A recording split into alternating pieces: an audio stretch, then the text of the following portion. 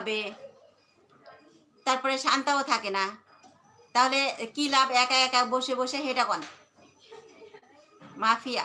আপু কেউ প্রপোজ করলে সাথে, সাথে উত্তর দেওয়া ঠিক হবে? নাকি কিছুদিন পর উত্তর দিলে ভালো হবে?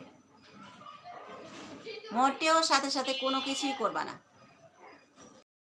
তার সাথে কিছুদিন অপেক্ষা কথা বলা, তারপরে।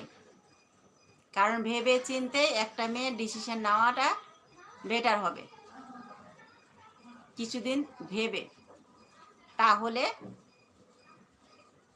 যে ভুল পথে যাচ্ছ না ঠিক পথে যাচ্ছ, তোমাকে এটা চিন্তা করতে হবে যে সেই ছেলেটা যেমনই হোক না কেন আমাকে সব দিক থেকে মেনে নিতে হবে। যদি এইরকম চিন্তা ভাবনা হয় তাহলে তার প্রপোজে অ্যাকসেপ্ট করতে পারো।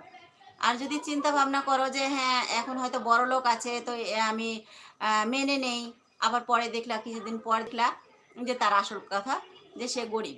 কারণ অনেকে প্রেম করার সময় কি বলে জানো, আমার বাড়ি আছে, আমার এই আছে, ওই আছে।